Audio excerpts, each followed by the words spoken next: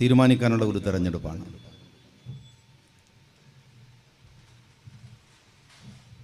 എല്ലാ അർത്ഥത്തിലും ജനാധിപത്യ ശക്തികളെ സംബന്ധിച്ചിടത്തോളം തെരഞ്ഞെടുപ്പുകൾ ശുദ്ധീകരണത്തിൻ്റെയും ക്രമീകരണത്തിൻ്റെയും ഒരു കാലമാണ്. ലോകത്ത് നല്ല പ്രതീക്ഷകൾ വന്നുകൊണ്ടിരിക്കുകയും ചെയ്യുന്ന ഒരു കാലമാണിത്. നമുക്കറിയാം, ഈ ജനാധിപത്യത്തിൻ്റെ കരുത്തിൻ്റെ മുമ്പിലാണ് അമേരിക്കൻ പ്രസിഡന്റ് പരാജയപ്പെട്ടു പോയത്. 3 ആളുകളായിരുന്നു ഈ ലോകത്തിൻ്റെ തന്നെ ഒരു ശല്യവും ശാപവുമായിട്ടുണ്ടായിരുന്നത്. ഒന്ന് നമ്മളുടെ ട്രംപും, മറ്റൊന്ന് മോഡിയും, മറ്റൊന്ന് പിണറായിയുമായിരുന്നു. ഒരുത്തൻ്റെ കഥ അമേരിക്കക്കാർ ഏകദേശം തീർത്തിട്ടുണ്ട്. ബാക്കി 2 ഒന്ന് നമ്മളുടെ കയ്യിലാണ് ഈ തെരഞ്ഞെടുപ്പിലുള്ളത്. അതുകൂടി ആയാൽ ഏകദേശം ലോകം തന്നെ ഒരു സലാമത്ത് ഉത്തരവാദിത്വമാണ്. നമ്മൾ ഇന്ത്യക്കാരെന്ന നിലക്ക് നമ്മൾ അഭിമാനിക്കുകയും ഒരു ഇന്ത്യക്കാരൻ എന്ന നിലക്ക് നമ്മുടെ യശസ്സിനെ ഉയരുകയും ചെയ്ത ഒന്ന്, ഈ രാഷ്ട്രത്തിൻ്റെ പിതാവ് ഗാന്ധിജിയാണ് എന്നതാണ്. ഗാന്ധിജിക്ക് ഒരുപാട് സവിശേഷമായ പ്രത്യേകതകൾ ഉണ്ടായിരുന്നു. അദ്ദേഹത്തിന് ഒരുപാട് സ്വപ്നങ്ങൾ ഉണ്ടായിരുന്നു. ഈ രാജ്യത്തിലെ ഹിന്ദുവിനെയും മുസ്ലിമിനെയും ക്രിസ്ത്യാനിയെയും രാജ്യം നിറഞ്ഞു നിൽക്കുന്ന എല്ലാ മതവിശ്വാസികളും ഒരുപോലെ ഇന്ത്യക്കാർ എന്ന നിലക്ക് ഒരുമിച്ച് നിൽക്കണമെന്നും അവരൊന്നാകണമെന്നും ആഗ്രഹിച്ചിരുന്ന ഒരു മഹാനാണ് അദ്ദേഹം. അള്ളാഹുവിന്റെ പ്രവാചകൻ മുഹമ്മദ് മുസ്തഫ സല്ലല്ലാഹു അലൈഹി വസല്ലം തങ്ങൾ ലോകത്തിന്റെ മുമ്പിൽ പറഞ്ഞ ഒരു കാര്യമുണ്ട്. അവസാനത്തെ പ്രസംഗത്തിൽ ഖുതുബത്തുൽ വിദാഇൽ ലോകത്തോട് പ്രവാചകൻ പറഞ്ഞത്, എൻ്റെ ജീവിതമാണ് നിങ്ങളുടെ മുമ്പിൽ നിങ്ങൾക്ക് വായിക്കാനും പഠിക്കാനും ജീവിക്കാനും ഉള്ളത് എന്നാണ്. എൻ്റെ ജീവിതമാണ് സന്ദേശമെന്ന് പറഞ്ഞ ലോകത്തിലെ ആദ്യത്തെ മനുഷ്യൻ ഒരുപക്ഷെ പ്രവാചകനായിരിക്കാം. ആ പ്രവാചകന്റെ വാക്കുകളെ അന്വർത്ഥമാം വിധത്തിലാണ് ഗാന്ധിജി ലോകത്തോട് പറഞ്ഞതും. എൻ്റെ ജീവിതമാണ് എൻ്റെ സന്ദേശം. ലിവിങ് ബൈ എക്സാമ്പിൾ എന്ന് പറയും. ആദർശങ്ങൾ പറയാൻ എളുപ്പമാണ്, സുഖകരമായ കാര്യമാണ്. പക്ഷെ അത് ജീവിച്ചു കാണിച്ചു കൊടുക്കുക എന്ന് പറയുന്നത് അപാരമായ ഒരു അനുഭവമാണ്. അതായിരുന്നു പ്രവാചകൻ പറഞ്ഞത്. ഇന്ത്യയുടെ രാഷ്ട്രനായകൻ ഗാന്ധിജിയും പറഞ്ഞത് എൻ്റെ ജീവിതമാണ് എൻ്റെ സന്ദേശം എന്നാണ്. അത് പറയണമെങ്കിൽ അത്യപാരമായ മാനസികമായ ധൈര്യവും സ്ഥൈര്യവും ഒരു മനുഷ്യനുണ്ടാവണം. ആ ഗാന്ധിജിയാണ് ഇന്ത്യയുടെ രാഷ്ട്രപിതാവ്. ഗാന്ധിജിയുടെ സ്വപ്നങ്ങളിലെ മഹോന്നതമായ സ്വപ്നം ഒന്ന് ഈ ഗ്രാമങ്ങളെ ശാക്തീകരിക്കുക എന്നതാണ്. ഗ്രാമങ്ങൾക്ക് അധികാരങ്ങൾ ലഭ്യമാവുകയും ഈ വൈവിധ്യങ്ങളുടെ നാട്ടിൽ വ്യത്യസ്തമായ ഗ്രാമങ്ങളുടെ സാംസ്കാരികവും സാമൂഹികവുമായ വൈവിധ്യങ്ങളെ കാത്തു സൂക്ഷിച്ചുകൊണ്ട് ഓരോ ഗ്രാമങ്ങളും അവരുടെ ഐഡന്റിറ്റികൾക്കാണ്, നാട്ടിലെ ജനപ്രതിനിധികൾക്കാണ്. അതുകൊണ്ടാണ് പഞ്ചായത്തി രാജ് ബില്ല് ഉണ്ടാവുന്നത്. ഗ്രാമസ്വരാജിനെ പൂർത്തീകരിക്കാൻ വേണ്ടിയാണ്. ഗ്രാമങ്ങളുടെ അധികാരത്തെ ശാക്തീകരിക്കാൻ കൊടുത്തിരിക്കുന്ന പഞ്ചായത്തിനെ ലോകത്തിലെ തന്നെ മാതൃകയായി എല്ലാവരും കണ്ടിട്ടുണ്ട്. ഞാൻ പലപ്പോഴും പറയാറുണ്ട്, ഒരിക്കൽ സൗത്ത് ആഫ്രിക്കയിലെ ബ്ലൂഫൻഡെയിൻ എന്ന് പറയുന്ന മനോഹരമായ ഒരു പ്രവിശ്യയിൽ ഞാൻ പോയപ്പോ ഞങ്ങൾ അവിടെ ചെന്ന് രാവിലെ ഞങ്ങൾ താമസിക്കുന്ന ഹോട്ടലിന് മുമ്പിൽ ചെറിയ ബഹളം കേൾക്കുമ്പോൾ ഞങ്ങളെ വന്ന് കൊണ്ടുവന്ന അവിടുത്തെ ആതിഥേയർ പറയുന്നത്, നിങ്ങളെ കാണാൻ ഗ്രാമത്തിൽ നിന്ന് ഒരുപാട് ആഫ്രിക്കൻ സ്ത്രീകളും കുട്ടികളും ഒക്കെ വന്നിട്ടുണ്ട്. ഞങ്ങൾ ചെല്ലുമ്പോൾ അവർ ഞങ്ങളെ ഹാരങ്ങൾ അണിയിച്ച് ഞങ്ങളോട് അവർ പറയുന്നത്, ഒരു ഭാഷാ സഹായിയുടെ സഹായത്തോടു കൂടി ഞങ്ങൾ മനസ്സിലാക്കുന്നത്, അവർ പറഞ്ഞു, നിങ്ങളെ കാണാനാണ് ഞങ്ങൾ വന്നത്. കാരണം നിങ്ങൾ വരുന്നത് ഗാന്ധിജിയുടെ നാട്ടിൽ നിന്നാണ്. ഞങ്ങൾക്ക് ഒരുപാട് ഇഷ്ടമാണ് ഗാന്ധിജിയെ. നെൽസൺ മണ്ടേലയെ ഞങ്ങൾക്ക് ബഹുമാനമാണ്. നെൽസൺ മണ്ടേലയുടെ മാതൃകയും ഗാന്ധിജിയായിരുന്നു. പക്ഷെ മണ്ടേല സൗത്ത് ആഫ്രിക്കക്ക് മോചനം ലഭിച്ചപ്പോൾ ആ രാജ്യത്തിന്റെ ഭരണാധികാരത്തിലേക്ക് വന്നു. എന്നാൽ ഗാന്ധിജി ഇന്ത്യക്ക് സ്വാതന്ത്ര്യം ലഭിച്ചപ്പോൾ ഈ മഹാസാമ്രാജ്യത്തിന്റെ അധിപനാകാൻ നിന്നില്ല. നവകാലിയിലെ തെരുവിൽ ഹിന്ദുവും മുസ്ലിമും തമ്മിൽ തർക്കിക്കുന്നിടത്ത് പോയി, മുസൽമാനെ കൊന്നൊടുക്കുന്നിടത്ത് പോയി അരുതെന്ന് പറഞ്ഞ, അതിനുവേണ്ടി മാത്രം ജീവിച്ച ഒരു വലിയ മനുഷ്യനാണ്. അധികാരത്തിന്റെ ഇടനാഴിയിലേക്ക് വന്നില്ല നിങ്ങളുടെ ബാപ്പുജി. അതുകൊണ്ട് ഞങ്ങൾക്ക് നിങ്ങളോട് ബഹുമാനമുണ്ട്. ഞങ്ങൾ പഠിക്കാൻ ശ്രമിക്കുന്നത് നിങ്ങളുടെ നാട്ടിലെ ഗ്രാമസ്വരാജിനെ കുറിച്ചാണ്. നിങ്ങൾ കേരളത്തിൽ നിന്നാണ് വന്നത്. കേരളത്തിലെ പഞ്ചായത്ത് രാജിനെ കുറിച്ച്, കേരളത്തിലെ പഞ്ചായത്ത് സംവിധാനത്തെ കുറിച്ച്, കേരളത്തിലെ ഗ്രാമസഭകളെ കുറിച്ച്, കേരളത്തിലെ നിങ്ങളുടെ കുടുംബശ്രീയെ കുറിച്ച്, ഇതൊക്കെയും അറിയാൻ ഞങ്ങൾക്ക് താല്പര്യമുണ്ട്. 3 ദിവസത്തെ ഡിസ്കഷനുകളിൽ അവർ പ്രത്യേകിച്ച് ചോദിച്ച, അവിടെ പഞ്ചായത്ത് മെമ്പർമാരായ ആളുകളുണ്ട്, ഈ സദസ്സിലുണ്ട്, ഇവിടെ വേദിയിലുണ്ട്. കഴിഞ്ഞ തവണയും അതിന് മുമ്പത്തെ തവണയും ഈ പല ഘട്ടങ്ങളിലായി പഞ്ചായത്തിൽ വന്നവർ. ഞാനും കണിയാമ്പറ്റ പഞ്ചായത്തിന്റെ പ്രസിഡന്റ് ചാർജ് വഹിച്ച്, വൈസ് പ്രസിഡന്റ് ചാർജ് വഹിച്ച് 5 വർഷം മെമ്പറായി തുടർന്ന ഒരാളാണ്. നമ്മളിൽ പലരും മെമ്പർമാരായിട്ടുള്ള ആളുകളാണ്. നിങ്ങൾ പരിശോധിക്കുക, പഞ്ചായത്തിന്റെ അധികാരത്തെ ഈ 5 വർഷക്കാലത്തിനിടയിൽ, ഈ 4.5 വർഷത്തിനിടയിൽ പഞ്ചായത്തിന് ലഭിച്ച ഫണ്ടുകൾ എത്രയാണ്? വെള്ളമുണ്ട പഞ്ചായത്ത് നിങ്ങൾക്ക് ലഭിച്ച ഫണ്ടുകളിൽ എത്രമാത്രം കുറവുണ്ടായിരുന്നു? എക്സ്പെൻഡിച്ചർ ആവുക എന്നത് ഒരു പഞ്ചായത്തിനകത്ത് ആവാൻ കാത്തിരിക്കുന്ന സമയമുണ്ടായിരുന്നു. എന്നാൽ അതിനുവേണ്ടി കാത്തിരിക്കുന്ന ഗവൺമെന്റുകളല്ല നമ്മൾ ഈ കഴിഞ്ഞ 4.5 കൊല്ലം കണ്ടത്. പഞ്ചായത്തുകളുടെ ഫണ്ടുകൾ വെട്ടിക്കുറച്ചു. ഗ്രാമസഭകളിൽ ഒരു പഞ്ചായത്ത് മെമ്പർ പങ്കെടുക്കാതിരുന്നാൽ, ഗ്രാമസഭ വിളിച്ചു ചേർക്കാതിരുന്നാൽ,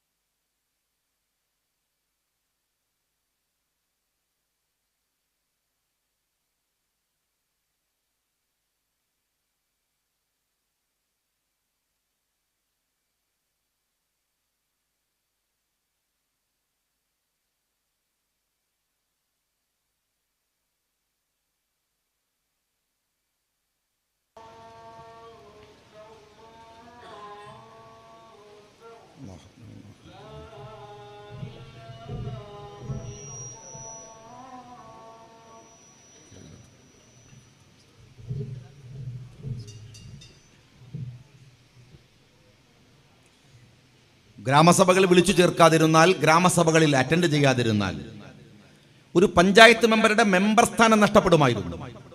ഗ്രാമസഭകൾക്ക് അതിന്റെ അധികാരമുണ്ടായിരുന്നു. ആ അധികാരത്തെ ആരാണ് 4.5 വർഷക്കാലം കൊണ്ട് എടുത്തു കളഞ്ഞത്? ഗ്രാമസ്വരാജ് പൂർത്തീകരിക്കണമെങ്കിൽ ഗ്രാമസഭകൾക്ക് അധികാരം വേണ്ടേ? പഞ്ചായത്തിനും വേണ്ടേ? അത് മാത്രമല്ല, ഞാൻ ചോദിക്കട്ടെ, ഇത് തരുവണ പ്രദേശമാണ്. കൊച്ചുനാൾ മുതൽ എനിക്കറിയാവുന്ന ഈ നാട്, ഈ വെള്ളമുണ്ട പഞ്ചായത്ത് തരുവണ പോലെയുള്ള ഒരു പ്രദേശത്ത് നിങ്ങൾ ഈ നാട്ടിലെ സാമൂഹ്യമായ ഇടപെടലുകൾ, സാംസ്കാരികമായ ഇടപെടലുകൾ ഒരുപക്ഷെ പനമരം പഞ്ചായത്തിൽ നിന്ന് വ്യത്യസ്തമാണ്. കണിയാമ്പറ്റ പഞ്ചായത്ത് പോലെയല്ല. മേപ്പാടി പഞ്ചായത്തിലെ ജനങ്ങളുടെ ഇടപെടലുകളും രീതികളും അവരുടെ സ്ലാങ്ങുകളുമല്ല ഇവിടെ ഈ വെള്ളമുണ്ടയിലുള്ളത്, ഈ തരുവണയിലുള്ളത് വ്യത്യസ്തമാണ്. ഒരു ഗ്രാമത്തിന് തനതായ ഭാഷയുണ്ട്, തനതായ രീതികളുണ്ട്, തനതായ സാമൂഹ്യ ക്രമങ്ങളുണ്ട്. നിങ്ങളുടെ വെള്ളമുണ്ട പഞ്ചായത്തിന്റെ സാമൂഹ്യവും സാംസ്കാരികവുമായ രീതികൾക്കനുസരിച്ച് തീരുമാനങ്ങൾ എടുക്കാനാണ് നിങ്ങൾക്ക് അധികാരം തരുന്നത് പഞ്ചായത്തിൽ. ഒരു ഉദാഹരണം ഞാൻ പറയാം. നിങ്ങളുടെ നാട്ടിന് പുറത്തൊരു കള്ള് ഷാപ്പ് വന്നാൽ, ഒരു ബ്രാൻഡ് ഷാപ്പ് വന്നാൽ, ഒരു മദ്യശാല വന്നാൽ, ഇവിടുത്തെ സ്കൂളിനടുത്ത്, ഇവിടുത്തെ അമ്പലത്തിനടുത്ത്, ഇവിടുത്തെ പള്ളിയുടെ അടുത്ത്, ഇവിടുത്തെ ചർച്ചിനടുത്ത് ആ കള്ള് ഷാപ്പ് വന്നാൽ തരുവണക്കാർക്ക് എങ്ങനെയാ ബാധിക്കുക? വെള്ളമുണ്ട സിറ്റിയിലുള്ളവർക്ക് എങ്ങനെയാണ് ബാധിക്കുക? ഈ വെള്ളമുണ്ട പഞ്ചായത്തിന്റെ ഏതെങ്കിലും ഗ്രാമപ്രദേശത്തുള്ളവർക്ക് എങ്ങനെയാണ് ബാധിക്കുക? ആ എഫക്റ്റ് ആയിരിക്കില്ല പുൽപ്പള്ളിയിൽ ഒരു മദ്യശാല വന്നാൽ ഉണ്ടാവുക. ആ പ്രതിഫലനമായിരിക്കില്ല സുൽത്താൻ ബത്തേരിയിലെ മുനിസിപ്പാലിറ്റിയിൽ ഒരു ബ്രാൻഡ് ഷാപ്പ് വന്നാൽ ഉണ്ടാവുക. വ്യത്യസ്തമാണ്. അതുകൊണ്ട് വെള്ളമുണ്ട പഞ്ചായത്തിനോട് പറഞ്ഞു, നിങ്ങളുടെ നാട്ടിൽ മദ്യശാല എവിടെ വരണമെന്ന് നിങ്ങളുടെ പഞ്ചായത്ത് ബോർഡ് തീരുമാനിക്കട്ടെ. അതായിരുന്നു ഗ്രാമസ്വരാജിന്റെ ഭാഗമായി പഞ്ചായത്തുകൾക്ക് കൊടുത്ത അധികാരം എന്ന് പറയുന്നത്. എന്നാൽ നിങ്ങൾ ഈ കഴിഞ്ഞ 4.5 കൊല്ലം കൊണ്ട് നിങ്ങൾ എന്താ ചെയ്തത്? വെള്ളമുണ്ടയിൽ ഒരു കള്ള് ഷാപ്പ് വേണമോ എന്ന്, തരുവണയിൽ ഒരു ബ്രാൻഡ് ഷാപ്പ് വേണമോ എന്ന് തീരുമാനിക്കാൻ നിങ്ങളുടെ വെള്ളമുണ്ട പഞ്ചായത്തിന് അധികാരമുണ്ടോ? ഉണ്ടായിരുന്നു. ആരാ എടുത്തു കളഞ്ഞത്? നിങ്ങളുടെ നാട്ടിൽ ഒരു ബ്രാൻഡ് ഷാപ്പ് വരുമ്പോ അത് ആര് തീരുമാനിക്കുമെന്ന് അറിയുമോ? തിരുവനന്തപുരത്ത് നിന്ന് അല്ലേ ചെയ്യുന്നത്? ഈ നാട്ടിൽ നടക്കേണ്ടുന്ന ഒരു സാമൂഹ്യ അതിജീവനത്തെയോ സാമൂഹ്യമായ ഇടപെടലിനെയോ നിങ്ങൾ തിരുവനന്തപുരത്ത് നിന്ന് മദ്യമുതലാളിമാരെ കൊണ്ട് നിയന്ത്രിക്കുകയല്ലേ ചെയ്യുന്നത്? UDF പറഞ്ഞ ഒരു കാര്യമുണ്ട്, ഞങ്ങൾ അധികാരത്തിൽ വന്നാൽ എന്നത് ഒരു പ്രയോഗം മാത്രമാണ്. ഞങ്ങൾ വരാൻ ഇനി നിങ്ങൾ ഒരു 5-6 മാസം കാത്തിരുന്നാൽ മതി. ഞങ്ങൾ വരികയും ചെയ്യും, ആ നിയമം എടുത്തു കളയുകയും ചെയ്യും. വെള്ളമുണ്ട പഞ്ചായത്ത് UDF ഭരിക്കുകയും ചെയ്യും. ഞാൻ നിങ്ങളോട് ഉറപ്പ് പറയുന്നു, നിങ്ങൾക്ക് ആ അധികാരം തിരിച്ചു തരുന്ന പണിയാണ് ഐക്യ ജനാധിപത്യ മുന്നണിക്ക് ഉണ്ടാവുക എന്നത് നിങ്ങൾ ഉറപ്പിച്ചു വെച്ചോളൂ. നിങ്ങളാണ് തീരുമാനിക്കേണ്ടത്. ഇവിടുത്തെ ഗ്രാമങ്ങളിൽ നമ്മുടെ കുട്ടികൾ, പള്ളിയിലേക്ക് പോകുന്നവർ, സ്കൂളിലേക്ക് പോകുന്ന +2 പഠിക്കുന്ന പെൺകുട്ടികൾ യാത്ര ചെയ്യുന്ന വഴിയില് മദ്യഷാപ്പ് കൊണ്ടുവന്നാൽ, ഒരു വിദേശ മദ്യശാല വന്നാൽ, അവിടുത്തെ ഒരു ബീവറേജസ് ശാല വന്നാൽ എങ്ങനെയാണ് നിങ്ങളെ ബാധിക്കുക എന്ന് തീരുമാനിക്കേണ്ടത് നിങ്ങളാണ്.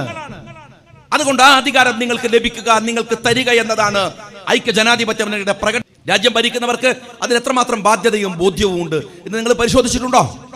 ഇപ്പോഴെന്താണ് നമ്മുടെ നാട്ടിന്റെ സ്ഥിതി എന്ന് പറയുന്നത്? എന്തുമാത്രം രസകരമായ ഒരു ഭരണമാണ് ഇന്ന് പോലും. നമ്മൾ ഞാൻ ഈ സംസാരിക്കുന്ന സമയം പോലും എന്താ നാട്ടിൽ നടന്നുകൊണ്ടിരിക്കുന്നത്? എത്രമാത്രം അപകടകരമായിട്ടുള്ള ഒരു ഭരണമാണ് ഇത്. പറഞ്ഞാൽ, ഈ ഭരണത്തെ വിമർശിച്ചാൽ, എതിർത്താൽ, ഇപ്പൊ ഞാൻ ചോദിക്കുന്നത്, ഈ അടുത്ത കാലത്ത് നമ്മൾ കേൾക്കുന്നത് സ്വർണ്ണ കച്ചവടവുമായി ബന്ധപ്പെട്ട ഏർപ്പാടാണ്, സ്വർണ്ണക്കടത്തുമായി ബന്ധപ്പെട്ട ഏർപ്പാടാണ്. എല്ലാവരും അതിന്റെ പിറകിലാണ്. സ്വർണ്ണക്കടത്ത്, അതിലെ ആളുകള്, അതുമായി ബന്ധപ്പെട്ടാൽ രവീന്ദ്രനെ ചോദ്യം ചെയ്യൽ, ഇത് ഏറ്റവും ലേറ്റസ്റ്റ് ഇഷ്യൂ ആണ്. എന്നാണ് ജനങ്ങൾക്ക് ഉപകാരപ്രദമായ ഒരു കാര്യം ചെയ്തത്. ഒറ്റ കാര്യം ഞാൻ പറയാം. PSC, പബ്ലിക് സർവീസ് കമ്മീഷൻ എന്ന് പറയുന്നത് ഇന്ത്യയിലേക്ക് തന്നെ മാതൃകയായ കേരളത്തിന്റെ മോഡലാണ്. അതിന്റെ സുതാര്യത മോഡൽ. കാലിക്കറ്റ് യൂണിവേഴ്സിറ്റി നിർവഹിച്ച ഉത്തരവാദിത്തം എന്താണ്? അതിന്റെ ക്രെഡിബിലിറ്റി എന്താണ്? കുറുക്കന്മാർ പാർത്തിരുന്ന മലപ്പുറത്തിന്റെ ആ ഗ്രാമപ്രദേശങ്ങൾ, അല്ലെങ്കിൽ ആ കുന്നുംപുറങ്ങൾ കേരളത്തിന്റെ വിദ്യാഭ്യാസത്തിന്റെ സമുച്ചയമാക്കി മാറ്റിയെടുത്ത ഒരു CH മുഹമ്മദ് കോയ സാഹിബും ഒരു ഐക്യ ജനാധിപത്യ മുന്നണിയും ആ കാലിക്കറ്റ് യൂണിവേഴ്സിറ്റിയുടെ വിശ്വാസ്യതയെ തകർത്ത് ആർക്കും മാർക്ക് ദാനം ചെയ്യുന്ന ഒരു ഏജൻസിയുടെ പണി മാത്രമാക്കി യൂണിവേഴ്സിറ്റിയുടെ വിശ്വാസ്യത തകർത്തത് ആരാണ്? നിങ്ങൾ പറയുക. ഈ ഇടതുപക്ഷ ജനാധിപത്യ മുന്നണിയാണ്. PSCയിൽ ആയിരക്കണക്കിന് ആളുകൾ. ഒറ്റ കാര്യം നിങ്ങൾ ചെയ്തോളൂ.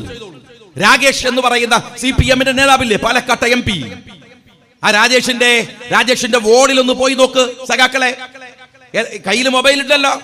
നിങ്ങളുടെ സഖാക്കളെ എല്ലാ MP, നിങ്ങളുടെ നേതാക്കന്മാരുടെ എന്താണ് പേജും ലൈക്ക് ചെയ്തിട്ടുണ്ടാവുമല്ലോ. ഒന്ന് MP രാജേഷ് എന്ന് അടിക്ക്, എന്നിട്ടൊന്ന് നോക്ക്.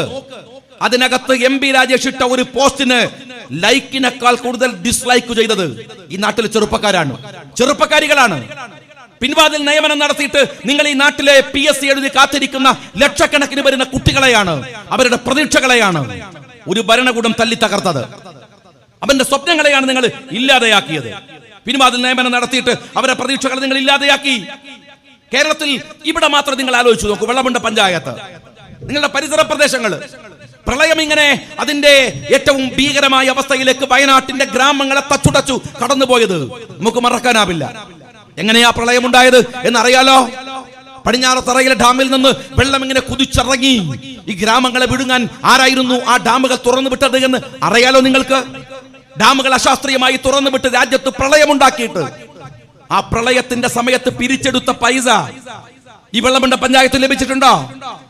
കേരളത്തിലെ ഏതെങ്കിലും ഒരു ഗ്രാമപ്രദേശത്തിലെ ഈ ദുരിതാശ്വാസ പ്രവർത്തനങ്ങൾക്ക് വേണ്ടി നിങ്ങൾ വാങ്ങിക്കൂട്ടിയ പണം നിങ്ങൾ അവർക്ക് കൊടുത്തിരുന്നോ? അവർക്ക് വിതരണം ചെയ്തോ? ആ പണം ഇപ്പോഴും പിണറായി വിജയന്റെ സ്വകാര്യ സ്വത്ത് പോലെ അദ്ദേഹം കൊണ്ടു നടക്കുന്നില്ലേ? അദ്ദേഹത്തിന്റെ ഫണ്ടായി, അദ്ദേഹത്തിന്റെ വിവേചനാധികാരമുള്ള ഫണ്ടായി. എന്തേ ഞാൻ നിങ്ങളോട് ചോദിക്കുന്നത്, ഈ ഫണ്ടിനെ പാവപ്പെട്ടവന് കൊടുക്കേണ്ട, അവൻ എത്തിച്ചു കൊടുക്കേണ്ട പണം ഇപ്പോഴും പ്രളയത്തിന്റെ ദുരിതം ഏറ്റുവാങ്ങിയവർക്ക് കിട്ടിയില്ല എന്ന് മാത്രല്ല, പ്രളയത്തിന്റെ ഫണ്ട് അടിച്ചു മാറ്റിയത് ആരാണ് സഖാവേ? ഡിവൈഎഫ്ഐക്കാരാ. നിങ്ങൾ പരിശോധിക്ക്, ഈ പ്രളയത്തിൽ ദുരിതം അനുഭവിച്ചവർക്ക് നാട്ടിൻ പുറത്തുള്ള പാവങ്ങൾ പോലും അന്ന് വാർത്ത കണ്ടിട്ടില്ലേ? പിണറായി വിജയൻ വൈകുന്നേരം അങ്ങനെ ടി വിയിൽ വന്നിട്ട് എന്താണ് ഇന്ന പ്രദേശത്തിലെ ഇന്ന ഉമ്മ കാതിലെ കമ്മൽ അഴിച്ചു തന്നു, കുട്ടി അവളുടെ കുടുക്ക പൊട്ടിച്ചു തന്നു. ഇതൊക്കെ നിങ്ങൾ പരസ്യത്തിന് വേണ്ടി പറഞ്ഞ മാത്രമല്ല പിണറായി വിജയൻ, ഈ നാട്ടിലെ കൊച്ചുകുട്ടികളുടെ വിയർപ്പിന്റെ അംശം പോലുമുള്ള പണമാണത്. നിങ്ങളുടെ CMRDF അറിയുമോ? നിങ്ങൾ ആ പണമാണ് നിങ്ങളുടെ സഖാക്കള് അവന്റെ വീട്ടിലെ മക്കളെ കൊണ്ടുപോയി തീറ്റിക്കാൻ വേണ്ടി നക്കിയെടുത്തത് എന്ന് നിങ്ങൾ മനസ്സിലാക്കണം. അറിയോ നിങ്ങൾക്ക്? ഇതിലും വലിയ ഈ പണമൊക്കെ കൊണ്ടുപോയി തിന്നുന്നതിൽ നല്ലത് നിങ്ങൾ വല്ല സാനിറ്റോറിയത്തിലും പോയി ക്ഷയരോഗികളുടെ കഫം തിന്നുന്നതാണ് എന്നാണ് എനിക്ക് എന്റെ സഖാക്കളോട് പറയാനുള്ളത്. ആ പാവങ്ങളുടെ പണം നിങ്ങൾ ഉപയോഗിച്ചു. എത്ര ഡിവൈഎഫ്ഐക്കാരുടെ പേരിൽ കേസ് ചാർജ് ചെയ്തു പരിശോധിക്കുക നിങ്ങൾ. ഒരു സക്കീർ ഹുസൈനല്ലേ നിങ്ങൾക്ക് ആലുവയിൽ, നിങ്ങളുടെ എറണാകുളത്ത്? ഇന്ന് വന്നുകൊണ്ടിരിക്കുന്ന വാർത്ത എന്താണെന്ന് അറിയുമോ? ഡിവൈഎഫ്ഐയുടെ ധീരനും വീരനും പോരാളിയുമായ സക്കീർ ഹുസൈന്റെ പേരിൽ 4 ആഡംബര വീടുകൾ അയാളുടെ പേരിൽ കണ്ടുപിടിച്ചിരിക്കുന്നു അത്രേ, അല്ലേ? അദ്ദേഹത്തിന്റെ പേരിൽ ഈ പുതിയ ഏറ്റവും പുതുതായി വന്നുകൊണ്ടിരിക്കുന്ന വാർത്തയാണ് ഈ പറയുന്ന സക്കീർ ഹുസൈൻ അടിച്ചുമാറ്റിയ പണം, ബാങ്കിൽ നിന്ന് അവിടുത്തെ സ്റ്റാഫിനെ ഉപയോഗിച്ച് അടിച്ചുമാറ്റിയ പണം, അതിന്റെ വാർത്തകൾ പുറത്തു വന്നില്ലേ? എവിടെയാണ്? നിങ്ങൾ ഏതു മേഖലയിലാണ് ഒരു ഗവൺമെന്റ് ഈ ജനങ്ങളുടെ ഉത്തരവാദിത്തത്തോടെ പെരുമാറിയിട്ടുള്ളത്? പരിശോധിക്കൂ CPM-കാരാ. ശബരിമല വിഷയം വന്നു, ഞാൻ അന്നേ പറഞ്ഞു, ശബരിമല വിഷയം വരുമ്പോ ജാഗ്രതയായി നിൽക്കാൻ ഒരു ബാധ്യത ഇവിടുത്തെ ക്രിസ്ത്യാനികൾക്കുണ്ട്, മുസ്ലിങ്ങൾക്കുണ്ട്. എന്തുകൊണ്ടാണെന്ന് അറിയുമോ? ശബരിമല വിഷയം ഈ രാജ്യത്തിലെ ഹിന്ദുമത വിശ്വാസികളെ സംബന്ധിച്ചിടത്തോളം അവരുടെ മൗലികമായ, അവരുടെ അടിസ്ഥാനപരമായ ഒരു വിശ്വാസ പ്രശ്നമാണ്. ആ പ്രശ്നത്തെ ഒരു ഗവൺമെന്റ് കൈകാര്യം ചെയ്യുമ്പോൾ അതിനകത്ത് പോയി കക്ഷിയായി നിൽക്കലല്ല ഒരു മുസ്ലിം ചെയ്യേണ്ടത്, ഒരു ക്രിസ്ത്യാനി ചെയ്യേണ്ടത് എന്ന് ഞാൻ ഇപ്പോഴും വിശ്വസിക്കുന്നു. അത് പറയുകയും ഞാൻ ചെയ്യും. കാരണം എന്തെന്നറിയുമോ? ഓരോ മതവും അവന്റെ വിശ്വാസത്തെ പരിപാലിക്കുകയും സൂക്ഷിക്കുകയും എന്നാൽ മറ്റൊരു മതസ്ഥനും വേദനയുണ്ടാക്കുന്ന വിധത്തിൽ അതിനെ ഉപയോഗിക്കാതിരിക്കുകയും ചെയ്യുന്ന സൂക്ഷ്മതയുടെ പേരാണ് ഇന്ത്യൻ സെക്യുലാരിസം എന്ന് പറയുന്നത്, ഇന്ത്യൻ ജനാധിപത്യം എന്ന് പറയുന്നത്, ഇന്ത്യയുടെ ഈ പ്ലൂറലിസം എന്ന് പറയുന്നത്. അങ്ങനെ നമ്മൾ സൂക്ഷിച്ചിട്ടുണ്ടായിരുന്നു. ഈ രാജ്യത്തിലെ ഒരു ഹിന്ദുവിന് പ്രയാസമുണ്ടായാൽ, ക്രിസ്ത്യാനിക്ക് പ്രയാസമുണ്ടായാൽ, മുസ്ലിമിന് പ്രയാസമുണ്ടായാൽ എല്ലാവരും പരസ്പരം വേദനിക്കുകയും സങ്കടപ്പെടുകയും ചെയ്ത ഒരു കാര്യമുണ്ടായി. ശബരിമല നിങ്ങൾ എടുക്കുക. ആ ശബരിമല എത്രമേൽ നമ്മുടെ നാട്ടിലെ ഒരു ഹിന്ദുമത വിശ്വാസിയെ സംബന്ധിച്ചിടത്തോളം അവന്റെ പ്രശ്നമാണ്. ഞാൻ ഇന്നലെ പോലും ഒരു കാര്യം പറയുമ്പോൾ പറഞ്ഞു, ഞാനിങ്ങനെ അതിരാവിലെ വീട്ടിൽ നിന്ന് ചെറുപ്പകാലത്ത് വീട്ടിൽ നിന്ന് ഇറങ്ങുമ്പോ ഞാൻ ഇന്ന് എന്റെ അനുജൻ അവിടെ കണിയാമ്പട്ടയിൽ മത്സരിക്കുന്നിടത്ത് പോകുമ്പോൾ അവരുടെ വീട് ഞാൻ കണ്ടു. പായ്ക്കുട്ടിയമ്മ എന്ന് പറയുന്ന ഒരു സ്ത്രീയുണ്ട്. അവര് അവിടെ എന്റെ വീടിന്റെ കുറച്ചപ്പുറത്താണ്. രാവിലെ ഒരു 5 മണിയായി നമ്മളൊന്ന് പുറത്തിറങ്ങുമ്പോൾ കാണാം അമ്പലത്തിൽ നിന്ന് പായ്ക്കുട്ടിയമ്മ വരുന്നു. ഇതുപോലെയാണ് ഒരു എല്ലിട്ട പോലെ ഊര വളഞ്ഞ് പ്രായം കൊണ്ട് തല ഭൂമിയിലേക്ക് കുത്താവുന്ന ഭാഗത്തിൽ വളഞ്ഞു വരുന്ന ഒരു സ്ത്രീ. ഞാൻ പായ്ക്കുട്ടിയമ്മ എപ്പോഴും കറുത്ത വസ്ത്രം ധരിച്ചു മാത്രമേ കണ്ടിട്ടുള്ളൂ. എല്ലാ ശബരിമലയിലും മലയ്ക്കും അവർ പോകും. പ്രായത്തിന് ആയതിനു ശേഷം 10 വയസ്സിനും 50 വയസ്സിനും ഇടയിലുള്ള പെണ്ണുങ്ങൾക്ക്, സ്ത്രീകൾക്ക് ശബരിമലയിൽ പ്രവേശിക്കാൻ പാടില്ല എന്ന തീരുമാനമുണ്ട്. ഏതെല്ലാം മതത്തിൽ എന്തെല്ലാം തീരുമാനങ്ങളുണ്ട്. മനുഷ്യന്റെ ലോജിക്കിന് നിരക്കുന്നതാണോ അത്?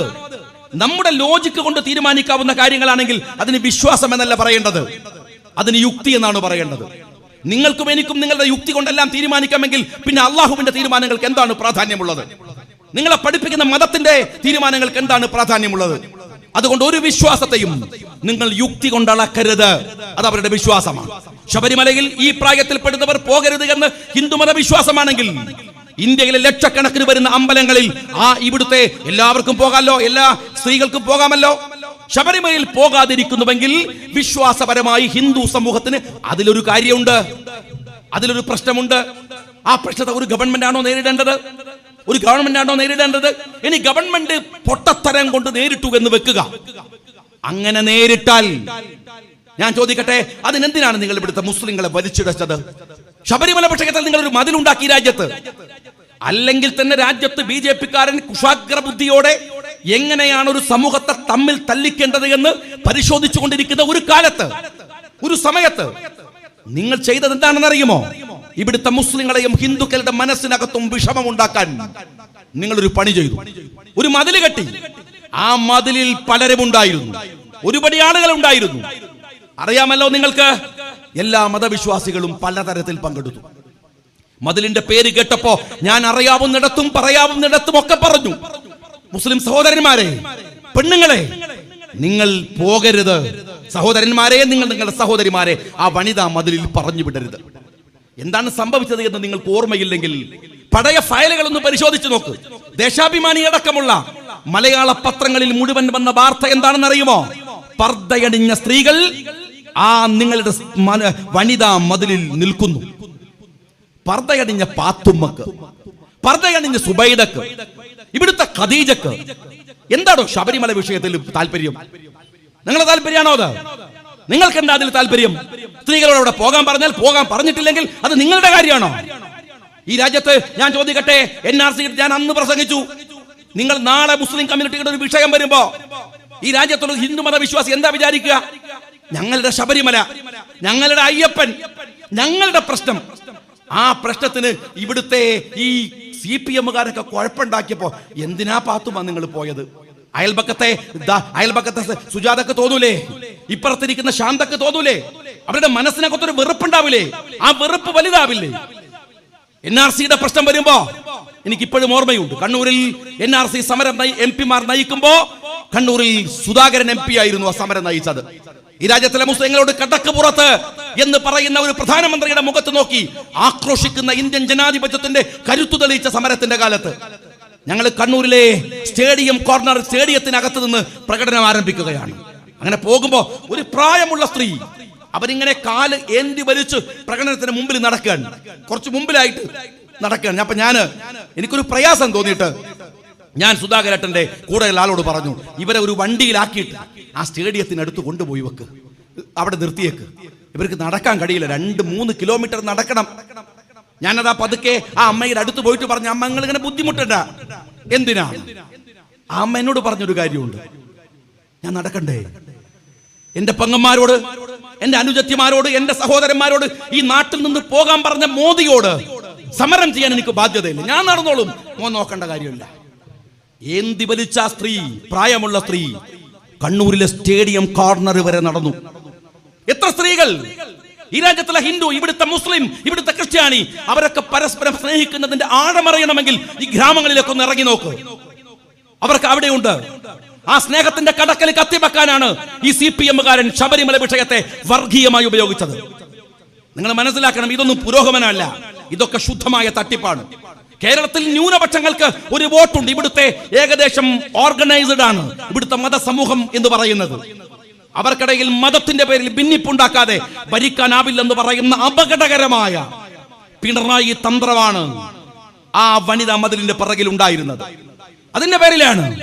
നിങ്ങൾ മനസ്സിലാക്കണം, രാജ്യത്തെ ജനങ്ങളെ ഭിന്നിപ്പിക്കാൻ നിങ്ങൾ ശബരിമല വിഷയത്തെ മതങ്ങളെ തമ്മിൽ തല്ലിക്കാൻ വേണ്ടി വിനിയോഗിച്ചു. രാജ്യത്ത് അതിനുശേഷം കോവിഡ് വന്നു. കോവിഡ് ലോകത്തെ മുഴുവൻ വിഡ്ഢിയാക്കിയ, ഞാൻ ഉറച്ചു വിശ്വസിക്കുന്നു, ലോകത്തെ മുഴുവൻ വിഡ്ഢിയാക്കിയ അള്ളാഹുവിന്റെ ഒരു പരീക്ഷണമാണ്, ഒരു വലിയ പരീക്ഷണമാണ്.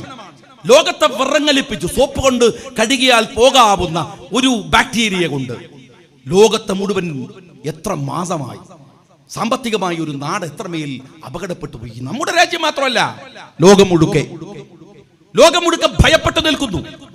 ആ കോവിഡിന്റെ കാലത്ത് നിങ്ങൾ അറിയേണ്ട കാര്യമുണ്ട്. പ്രവാസി കോവിഡ് എന്നും കേരള കോവിഡ് എന്നും പറഞ്ഞിട്ട് ആ പ്രവാസികളെ മാറ്റി നിർത്തിയവരാണ് ഈ കേരളത്തിലെ ഗവൺമെന്റ്. ഞാൻ ഇന്നലെ ബഹ്റൈനിലെ UDF-ന്റെ തെരഞ്ഞെടുപ്പ് പ്രചാരണ യോഗത്തില് ഓൺലൈനിൽ MMSനും ഒക്കെ ഉണ്ടായിരുന്നു. ആ യോഗത്തിൽ ഞാൻ സംസാരിക്കുമ്പോ അവിടെ സ്വാഗതം പറഞ്ഞ ആള് പറഞ്ഞു, ഞങ്ങളുടെ നാട്ടിൽ ഒരു അപരിചിതനെ പോലെ, ഒരു അസ്പൃശ്യതയുള്ള ഒരാളെ പോലെ മാറ്റി നിർത്താനുള്ള നടപടിക്രമങ്ങൾ ചെയ്തത് ഈ ഗവൺമെന്റാണ്. ആ പ്രവാസികൾ ഈ തെരഞ്ഞെടുപ്പിൽ, അല്ലെങ്കിൽ ആ പ്രവാസികളുടെ മനസ്സിനകത്തുള്ള പ്രയാസവും വേദനയും എന്താണെന്ന് നിങ്ങൾക്കറിയുമോ? എത്ര വലുതാണെന്ന് ഞാൻ ചോദിക്കുന്നത്. ഈ പ്രളയത്തിന്റെ കാലത്ത്, ആ പ്രളയത്തിന്റെ കാലത്താണല്ലോ CMRDF-ലേക്ക് ആ ഒരു കാലം നിങ്ങൾ ആലോചിച്ച് നോക്കണം. എന്തായിരുന്നു? പിണറായി വിജയൻ വൈകുന്നേരം 6 മണിയായാൽ TV-യുടെ മുമ്പിലെത്തും. എല്ലാവരും TV-ന്റെ മുമ്പിൽ ആ സമയത്തും. കാര്യമായിട്ട് വേറെ പണിയില്ല, വല്ലാത്ത ബേജാറുള്ള സമയമാണ്. എന്തെങ്കിലും ഇയാൾ പറയണ്ടോ കേൾക്കാനാണ്. അദ്ദേഹത്തിന്റെ പ്രസംഗം 1 മണിക്കൂർ കേൾക്കുന്നത് പോലത്തെ ബുദ്ധിമുട്ടുള്ള പടി വേറെ ദുനിയാവിൽ വേറെ ഇല്ല. എന്നാലും ആ തൊള്ളേക്ക് നോക്കി ഇങ്ങനെ ഇരിക്കുകയാണ്. പത്രക്കാർ മിണ്ടണില്ല, നാട്ടുകാർ മിണ്ടണില്ല. അപ്പം അങ്ങനെ പറയാണ്, പട്ടിയെ കുളിപ്പിക്കണം. അതിന് ശ്രദ്ധിക്കേണ്ടതാണ്. പൂച്ച ഇറങ്ങിയിട്ട് അപ്പുറത്തും ഇപ്പുറത്തൊക്കെ പോകുന്നുണ്ടോ നിങ്ങൾ നോക്കണം. വണ്ടി ഇടയ്ക്കിടയ്ക്ക് സ്റ്റാർട്ട് ചെയ്യണം, അല്ലെങ്കിൽ ബാറ്ററി ഇറങ്ങിപ്പോകും. അദ്ദേഹം ഇങ്ങനെ ഒരു കേരളത്തിലെ മൊത്തം നമ്മളെ പുരയൊക്കെ നിയന്ത്രിക്കുന്ന ഒരാളായിട്ട് ഇങ്ങനെ പോവാണ്. PR വർക്കാണ്. അദ്ദേഹത്തിന്റെ പിറകില് കോടികൾ മുടക്കിയിട്ട് ഒരു മനുഷ്യനെങ്ങനെ ദൈവാവതാരമായി കൊണ്ടുവരികയാണ്. ഞാനിങ്ങനെ ഒരു ദിവസം ആലോചിച്ചു, ഇതിപ്പോ എന്താണ് ഇപ്പൊ കൊറോണ ശരി, പക്ഷെ ഇയാൾ ശരിയില്ലല്ലോ. കൊറോണന്റെ പേര് പറഞ്ഞിട്ട് ഇയാൾ അങ്ങനെ അംഗീകരിക്കാൻ പറ്റുമോ? ഈ മനുഷ്യൻ എന്തൊക്കെയാ ചെയ്തു വെച്ചിരിക്കുന്നത് ഇതിന്റെ മറവിൽ? എന്തായാലും ഏർപ്പാടാണ്. അങ്ങനെ നമ്മൾ എന്തായാലും പറയുമ്പോ പറയൂലേ, ഈ കൊറോണ കാലത്താണോ നീ പറയുന്നത്? കൊറോണ അല്ലേ, ഒന്നും മിണ്ടാതിരുന്നുണ്ട്. എപ്പോഴും ഇങ്ങനെ നമ്മൾ ആൾക്കാരനെ ചോദിക്കും, വെറുതെ ഓരോ ചീത്തയും കേൾക്കണ്ട വെച്ചിട്ട് നമ്മളൊന്നും മിണ്ടാതിരുന്നു. പിന്നെ കേരി സംഗതി സീരിയസ് ആയല്ലോ. സക്കാത്തിന്റെ പൈസയും തരണം, ഭയങ്കരമാണ്. നിങ്ങൾ ചോദിച്ചാൽ തരാനുള്ള സാധനം ഈ സക്കാത്ത് തരണേ. നിങ്ങളെ എന്താണ് സക്കാത്ത്, എന്താ സദക്ക? കാട്ടു വയ്ക്കുന്നത് ചങ്കരാന്തി പിണറായി വിജയൻ എന്ത് സക്കാത്ത്? സക്കാത്തിന്റെ പൈസയും കൊടുക്കണം തരണപ്പോ ഒരു വിശ്വാസി എന്നുള്ളതൊക്കെ അതെങ്ങനെ കൊടുക്കണം, ആർക്ക് കൊടുക്കണം ബോധ്യമുള്ളതുകൊണ്ട് ഞാൻ പറഞ്ഞു നടക്കണ കാര്യമല്ല. നിങ്ങൾ ഈ സക്കാത്തിന്റെ പേരും പറഞ്ഞ് വാങ്ങുന്ന പൈസ ഉണ്ടല്ലോ, ഈ പൈസ കൊണ്ടുപോയിട്ട് നാട്ടിലെ കൊലപാതകളെയും ഗുണ്ടകളെയും രക്ഷിക്കാൻ വേണ്ടി കോടതിയിൽ കേസ് നടത്താണ്. അതിന് പൈസ തരാൻ സൗകര്യമില്ല എന്ന് ഞാൻ പറഞ്ഞു. ഞാനത് പറഞ്ഞപ്പോഴത്തേക്ക് മൂപ്പരെ കുരു പൊട്ടി. അതുവരെ എങ്ങനെ പിടിച്ചുണ്ടാക്കിയ മറ്റേ സാധനമാണ് ഇമേജ് പൗഡറൊക്കെ ഇട്ട് കൊടുക്കുക, ഇങ്ങനെ ചിരിക്കണം എന്ന് പറയാ, അങ്ങനെയാണ്. കുരു അങ്ങ് പൊട്ടി. അങ്ങനെ തുടങ്ങിയില്ലേ ചീത്ത. ഞാൻ പിറ്റേ ദിവസം പത്രസമ്മേളനം നടത്തിയപ്പോൾ പറഞ്ഞു, സഖാവ് പിണറായി വിജയൻ, നിങ്ങൾക്കൊരു ധാരണയുണ്ട്, നിങ്ങൾ ഉണ്ടാക്കിയതാണ് ഈ കേരളം എന്ന്. കേരളം പിണറായി മഴു പറഞ്ഞ് ഉണ്ടാക്കിയതല്ല എന്ന് അന്ന് അവിടെ നിന്ന് പറയേണ്ടി വന്നു. രണ്ടാമത്തെ കുരുവും പൊട്ടി. പിറ്റേ ദിവസം രാവിലെ ഞാൻ ഡോറ് തുറക്കുമ്പോൾ പത്രക്കാർ മുമ്പിലാണ്, വിജിലൻസ് കേസ് രജിസ്റ്റർ ചെയ്തിരിക്കുന്നു. ഓ ഭയങ്കര, നിങ്ങളങ്ങ് വലിച്ചാളുമല്ലോ, നിങ്ങൾ മൂക്കിലങ്ങ് വലിച്ചാളുമല്ലോ. ഞാൻ ഒരു കാര്യം പറയട്ടെ, ഞാൻ പറഞ്ഞ പോയിന്റ് എന്താണ്? രാജ്യത്തിലെ കൊലപാതകികളെ കേസ് വാദിക്കാൻ നിങ്ങളും ഞാനും അല്ല. എന്റെ പ്രിയപ്പെട്ട സുഹൃത്ത് ഷാഫി നിയമസഭയിൽ പറയുമ്പോ കണ്ടമിടറിയിട്ട് പറഞ്ഞു, ശരത് ലാലിന്റെ, കൃപേഷിന്റെ അമ്മമാർ, അച്ഛൻ, ആ കൊണ്ടുവന്ന ഡെഡ് ബോഡി ഉണ്ടല്ലോ, ആ മക്കളുടെ ഡെഡ് ബോഡി അവിടെ അത് ചാരമാക്കി അവർ കത്തിച്ചു കളഞ്ഞു. അവരുടെ ചിതാഭസ്മത്തിന്റെ അല്ലെങ്കിൽ അവർ മറപെട്ട് കിടക്കുന്നിടത്ത് അവർ കത്തിച്ചു വെക്കുന്ന ചന്ദനത്തിരിയില്ലേ, അവർ എണ്ണയിട്ട് കത്തിക്കുന്ന അവിടുത്തെ തിരിയില്ലേ, ആ തിരിക്കു വാങ്ങുന്ന എണ്ണയുടെ നികുതി പണമുണ്ട്. ശരത് ലാലിനെതിരെ നിങ്ങൾ കോടതിയിൽ പോകുമ്പോ പാവപ്പെട്ടവന്റെ നികുതി പണം എടുത്തിട്ട് നിങ്ങളെ തോന്നിവാസം ചെയ്യാനാണോ നിങ്ങൾ വിചാരിച്ചത്? അത് പാടില്ല എന്ന് പറയാനുള്ള ബാധ്യത ഞങ്ങൾക്കില്ലേ? ആ ബാധ്യത ഉണ്ട്. അത് പറഞ്ഞു. എനിക്കിപ്പോഴും ഓർമ്മയുണ്ട്, ഞാൻ ഇവിടുന്ന് അല്ലെങ്കിൽ അഴീക്കോട് നിന്ന് കഴിഞ്ഞ ഉമ്മൻചാണ്ടി ഭരിക്കുമ്പോ പോകുമ്പോ ഒരു കെട്ടു ഫയലാണ്. അതിനകത്ത് മുഴുവൻ എന്താണ്, കുറെ രോഗികള്, പാവങ്ങള്, അവരുടെ ഒക്കെ അപേക്ഷ ഉണ്ടാവും. അങ്ങനെ പതുക്കെ ഉമ്മൻചാണ്ടിയുള്ള സമയത്ത് ഞങ്ങൾ പതുക്കെ നിയമസഭ നടന്നുകൊണ്ടിരിക്കുമ്പോ അദ്ദേഹത്തിന്റെ ബാക്കിൽ പോയി ഇങ്ങനെ നിൽക്കും, ക്യൂ ആയിട്ട് നിൽക്കുക, കസേരയിൽ നിൽക്കും, ഓരോരുത്തർ എഴുന്നേറ്റ് ചൊല്ലും. അദ്ദേഹം ഒന്ന് തിരിഞ്ഞു നോക്കും, എന്നിട്ട് വാങ്ങിട്ട് എന്നോട് ചോദിക്കും, 1 ലക്ഷമൊക്കെ വേണോ? അപ്പൊ ഞാൻ പറയും, പാവാണ്, കഷ്ടപ്പാടാണ്. അപ്പൊ തന്നെ 1 ലക്ഷം റുപ്യ, മറ്റത് 50,000, 20, 10, 30. ഞാൻ നിയമസഭയിൽ നാട്ടിലേക്ക് പോകുമ്പോ ആ നാട്ടിലെ പാവങ്ങൾക്ക് അവർക്ക് കൊടുക്കാനുള്ള ഒരു വലിയ സംഖ്യ കയ്യിലുണ്ടാവും. എല്ലാവർക്കും അങ്ങനെ ആയിരുന്നു. MLA വാങ്ങിത്തരാത്തിടത്ത് കൽപ്പറ്റയിലെ ജനചന്ദ്ര സ്കൂളിന്റെ അല്ലെങ്കിൽ SKMJ സ്കൂളിന്റെ ഗ്രൗണ്ടിൽ വന്നിട്ട് മുഖ്യമന്ത്രി ചോദിക്കാണ്, വേറെ ആർക്കകത്ത് കിട്ടാനുള്ളത്? ആലോചിക്കണം നിങ്ങള്. അപ്പൊ ഓരോരുത്തരും നേരം വെളുക്കണവരെ അപേക്ഷ ഒപ്പിടിക്കാണ്. ഇപ്പോഴും അപേക്ഷ നമുക്ക് കിട്ടലുണ്ട്. പക്ഷെ ഈ സാധനമായിട്ട് പോകേണ്ടത് ആരെ മുമ്പക്കാണ്? എന്റെ മക്കളെ, സഖാക്കള് ഒരു സഖാവ് പോയി നിൽക്കൂല. ഞാൻ രാജേഷിനോട് ചോദിച്ചു, ഇതൊക്കെ എന്താ ചെയ്യല്? മൂപ്പര് കയ്യിൽ വാങ്ങൂലല്ലോ. മൂപ്പര് പഠിച്ചവനാണല്ലോ, കയ്യിൽ വാങ്ങാൻ പറ്റാത്ത ആള്. ഭയങ്കര രാജ ചോള വിക്രമനാണ്, മഹാരാജാവാണ്. അടുത്ത് പോകാൻ പറ്റൂല, ഒരു അപേക്ഷ കൊടുക്കാൻ പറ്റൂല. മുഖ്യമന്ത്രിയുടെ ഓഫീസിന്റെ ഒരു വാതിലെ തുറന്നു വെക്കൂ, അതിനകത്ത് ചോദിക്കുന്നവർക്ക് നേരത്തെ അനുമതി വാങ്ങിയവർക്ക് അകത്ത് കടക്കാൻ പറ്റൂ. അങ്ങനെയൊക്കെയാണ്. പാവപ്പെട്ടവന് 10 രൂപയുടെ ആനുകൂല്യം കൊടുക്കാത്ത അഹങ്കാരത്തിന്റെ ഭരണത്തിന്റെ പേരാണ് ഈ പിണറായി സർക്കാർ എന്ന് പറയുന്നത്. നിങ്ങൾക്കാണോ വോട്ട് വേണ്ടത്? നിങ്ങൾക്കാണോ വോട്ട് വേണ്ടത്? ഇവിടെ ഇപ്പൊ വരുന്ന വഴിക്ക് നിങ്ങൾ ലൈറ്റ് ഒക്കെ ഇട്ട് നമ്മൾ കണ്ടോട്ടെന്ന് വെച്ചിട്ട് ഫോട്ടോ വെച്ചിട്ടില്ല. ആത്മാർത്ഥമായിട്ടാണോ സഖാവെ വെച്ചത്? സത്യത്തിൽ ഉള്ളിൽ എടാ നമുക്ക് എന്നുള്ള ചോദ്യം നിങ്ങൾക്ക് ഇല്ലേ? സത്യം പറ. നിങ്ങൾ എവിടെയെങ്കിലും പോസ്റ്റർ വെച്ചിരുന്നോ? എവിടെയെങ്കിലും ബാനർ വെച്ചിരുന്നോ? നിങ്ങൾക്ക് ദേഷ്യം ഇല്ലാന്ന് നിങ്ങൾ ഞങ്ങളോട് പറയണോ? കൂട്ടത്തിൽ നിങ്ങൾ പറയണില്ലേ എന്നൊക്കെ കേസിൽ നിങ്ങൾ കേസിൽ കൊടുക്കണോ കൂട്ടത്തിൽ നടക്കുന്ന ഐസക്കിന് പാര വെക്കുന്ന പിണറായി എന്നെ കുടുക്കിയിട്ടില്ലെങ്കിലല്ലേ അത്ഭുതമുള്ളൂ. കൂടെ നടക്കുന്ന ഐസക്കിന് ഇല്ലേ എന്നെ നിങ്ങൾ എന്താക്കുന്ന വിചാരിച്ചത്? കേസ് കൊടുത്തിട്ട് അങ്ങ് പേടിപ്പിക്കാന്നായിരിക്കുന്നുണ്ടോ? ഇല്ലാണ്ടാക്കാന്നായിരിക്കുന്നുണ്ടോ? എടോ നിങ്ങൾ ഒരു കാര്യം മനസ്സിലാക്കേണ്ടത്, ഞങ്ങളൊന്നും അടച്ചിടാൻ പറ്റിയ ജയിലൊന്നും കേരളത്തിൽ നിങ്ങൾ കണ്ടുപിടിച്ചിട്ടുണ്ടോ? മനസ്സിലാക്കിക്കോ നീ. അതിൻ്റെ കണ്ണൂർ സെൻട്രൽ ജയിലിൽ ഇപ്പം അതിൻ്റെ MLA ഞാനാണ്. മനസ്സിലായി എനിക്ക്? അതിനകത്ത് പോയിട്ടുണ്ട്. നിങ്ങൾ എന്നെ കൊണ്ടുപോയി അടങ്ങ് ഇട്ടാൽ ഞാൻ അവിടെ അങ്ങ് തീരുന്നു വിചാരിക്കണമെങ്കിൽ പിണറായി വിജയനെ പോലത്തെ ഒരു വിഡ്ഢി ഈ ലോകത്തുണ്ടാവില്ല എന്ന് ഞാൻ ഉറപ്പിച്ചു പറയും. അതൊക്കെ വെറുതെയാണ്. അതൊക്കെ നിങ്ങൾ കൊള്ളാവുന്നവരെ കാണാത്തതിൻ്റെ കുഴപ്പമാണ്, അതിൻ്റെ പ്രശ്നമാണ്. ആരൊക്കെ പേടിപ്പിക്കുന്നത്? എന്താണ് പ്രതിപക്ഷ നേതാവിന് നോട്ടീസ്? ആരെ? വിജിലൻസ്. പ്രതിപക്ഷ നേതാവിന് നോട്ടീസ്. ഞാൻ ഇവിടുത്തെ ഉദ്യോഗസ്ഥന്മാരോട് പറയണം, നിങ്ങൾ പ്രതിപക്ഷ നേതാവിനെ ജയിലടക്കാൻ.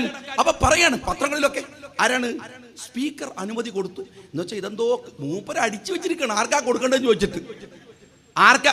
മുഖ്യമന്ത്രിയുടെ കൈക്കാരന്റെ പണിയല്ലേ കേരളത്തിലെ സ്പീക്കർ എടുക്കുന്നത്. അതിനപ്പുറം എന്താ റോൾ ഉള്ളത്?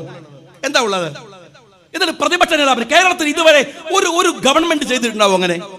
പ്രതിപക്ഷ നേതാവിനെ ജയിലിൽ അടക്കാൻ വേണ്ടി ഒരു മുഖ്യമന്ത്രി ഗൂഢാലോചന നടത്തുക, അതിനുവേണ്ടി ഉദ്യോഗസ്ഥന്മാർ നിന്നോടുക്കുക, ഒരു കാര്യങ്ങൾ ഉറപ്പിച്ചു വെച്ചോ? 5 മാസത്തിന്റെ ആയുസ് വെച്ചിട്ടാ കളിക്കണത്. ഈ കളിക്കണ ഉദ്യോഗസ്ഥന്മാരടക്കം ആലോചിച്ചോ? കാലം മാറും, നേരം ഇരുട്ടി വെളുക്കുന്നത് കൊണ്ട് ലോകം അവസാനിക്കൂല. അങ്ങനെ പണ്ടൊക്കെ മറന്നു പോകുന്ന ആൾക്കാരുണ്ട്. ഇപ്പൊ നല്ല ഓർമ്മയുള്ള ഞങ്ങളെ പോലത്തെ ആൾക്കാരുടെ നടക്കൂല. ഓരോന്നും ചോദിക്കും, ഓരോ കളികൾക്കും എണ്ണമിട്ട് ഉത്തരം പറയേണ്ടി വരും. ഞങ്ങൾക്കൊരു ഭയമില്ല. ഞങ്ങൾക്ക് ഭയമില്ലാത്ത എന്തുകൊണ്ടാണെന്നാൽ ഈ പ്രതികാരത്തിന്റെ രാഷ്ട്രീയത്തെ നേരിടാൻ കഴിയുന്ന ശക്തമായ ജനപിന്തുണ ഞങ്ങളുടെ കൂടെ ഉണ്ട് എന്നുള്ളത് കൊണ്ടാണ്. നിങ്ങൾ കൊന്നു തള്ളിയിട്ടില്ലേ? ഞാൻ ഒരു കാര്യം ബഹുമാനപ്പെട്ട കേരളത്തിന്റെ മുഖ്യമന്ത്രി മനസ്സിലാക്കിക്കോ, ഇതുപോലെ ഒരു സർവനാശം ഒരു ഗവൺമെന്റിന് വന്നിട്ടുണ്ടാവില്ല, ഒരു മുഖ്യമന്ത്രിക്ക് വന്നിട്ടുണ്ടാവില്ല. അറിയോ നിങ്ങൾ നാറാന്നൊക്കെ പറഞ്ഞാല് എന്റെ സഹോദരന്മാരെ, മുനിസിപ്പാലിറ്റി കക്കൂസ് ഇതിലും ഭേദാണെന്ന്. എന്തൊരു നാറ്റമാണ് ഇങ്ങനെയുണ്ട് ഒരു ഗവൺമെന്റ് നാറല്. എന്താ നാറണെന്നറിയോ? ഒരുപാട് അമ്മമാരുടെ പ്രാർത്ഥനയുണ്ട്. മക്കൾ നഷ്ടപ്പെട്ടു പോയ, നിങ്ങൾ തല്ലി തകർത്തു കളഞ്ഞ, നിങ്ങൾ നശിപ്പിച്ചു കളഞ്ഞ ശരത്തിന്റെയും കൃപേഷിന്റെയും, ശരത്ലാലിന്റെയും കൃപേഷിന്റെയും, എന്തിന് ജീവിച്ചിരിക്കുന്ന അലൻ താഹയുടെയും ഷുക്കൂറിന്റെയും ഷുഐബിന്റെയും ഷൗക്കത്ത്, അങ്ങനെ എത്ര പേരുടെ, അസ്ലബിന്റെയും ആ അമ്മമാരുടെ കണ്ണുനീര് പീഡിതന്റെ പ്രാർത്ഥനയുടെ മുമ്പിൽ ഒരു മറയില്ല. അറിയോങ്ങള്, അവർക്ക് താങ്ങായി നിൽക്കേണ്ട മക്കളെയാ നിങ്ങൾ കൊന്നു തള്ളിയത്. എന്തിന്റെ പേരിലാ സഖാവേ? എന്തിന്റെ പേരിലാണ്?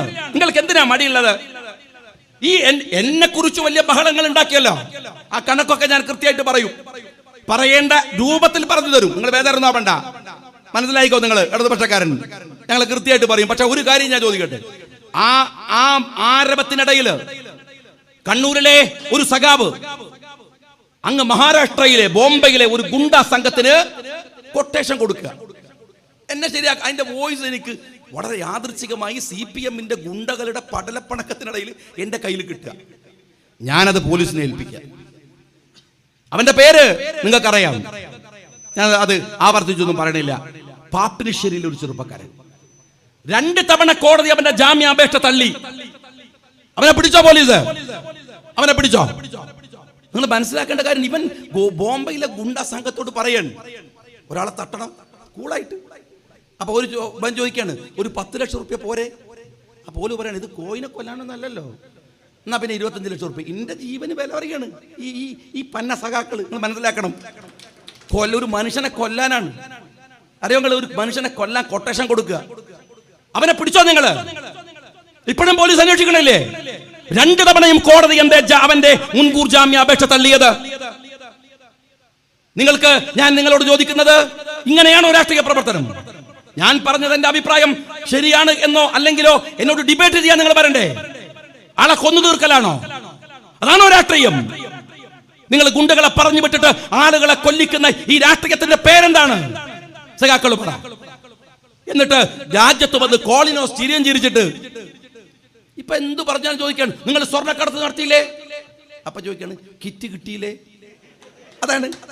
നിങ്ങൾ രാജ്യത്ത് വേറെ കുറെ ആളുകളെ കൊന്നില്ലേ? അപ്പൊ കിറ്റ് നക്കിയില്ലേ?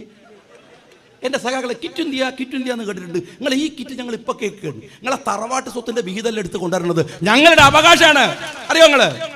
ഇതിലും വലിയ ആനുകൂല്യങ്ങൾ കൊടുത്തിട്ടുണ്ട് ഈ രാജ്യത്തെ സർക്കാരുകൾ. നിങ്ങളെ കുടുംബത്തിന്റെ വിഹിതം എടുത്തിട്ടല്ല ഈ രാജ്യത്തിലെ പാപങ്ങൾക്ക് വേണ്ടി കിറ്റ് കൊടുത്തത്. ഈ രാജ്യത്തിന്റെ പൊതുജനത്തിന്റെ ഖജനാവിലെ പണം എടുത്തിട്ടാണ് അതിന്റെ കണക്ക് ചോദിക്കാൻ ഞങ്ങൾ വരുന്നത്. അറിയോ നിങ്ങൾക്ക്?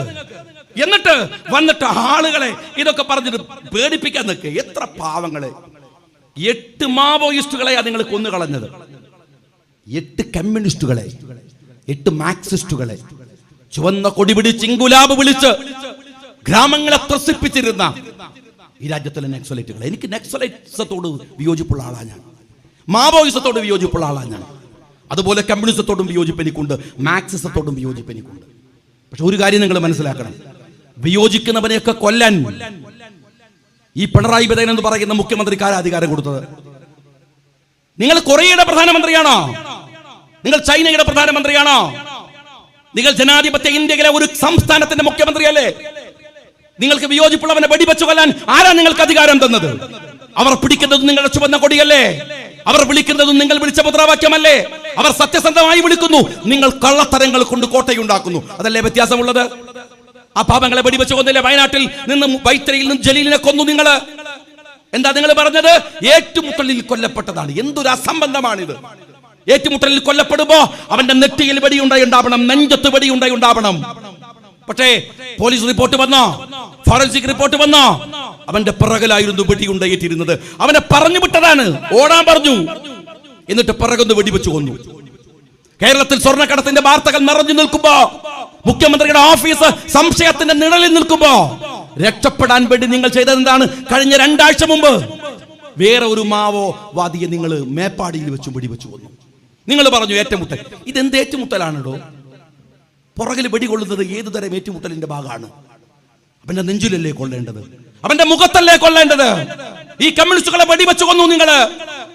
അലന്റെയും താഹയുടെയും,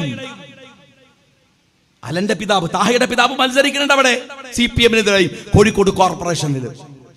നിങ്ങൾക്ക് വേണ്ടി മുദ്രാവാക്യം വിളിച്ചു നടന്ന SFIയുടെ പേരിൽ ഈ രാജ്യത്ത് നിറഞ്ഞു നിന്നിരുന്ന 2 ചെറുപ്പക്കാരെ അവർ തീക്ഷ്ണമായി സംസാരിക്കുന്നു എന്നതുകൊണ്ട്, അവരിവിടുത്തെ സഖാക്കളെ പോലെ ഇങ്ങനെ എന്താണ് ഈ പിണറായി തമ്പുരാന്റെ മുമ്പിൽ ഓച്ചാനിക്കുന്നില്ല എന്നതുകൊണ്ട്, ഒരു ശക്തമായ കമ്മ്യൂണിസ്റ്റുകാർ എന്ന നിലക്ക് തങ്ങളുടെ വിയോജിപ്പുകൾ സൂചിപ്പിക്കുന്നു എന്നതുകൊണ്ട് അവരെ നിങ്ങൾ UAPAയിൽ ചാർത്തിയിട്ട് അവരെ നിങ്ങൾ കുടുക്കുകയാണ് ചെയ്തത്.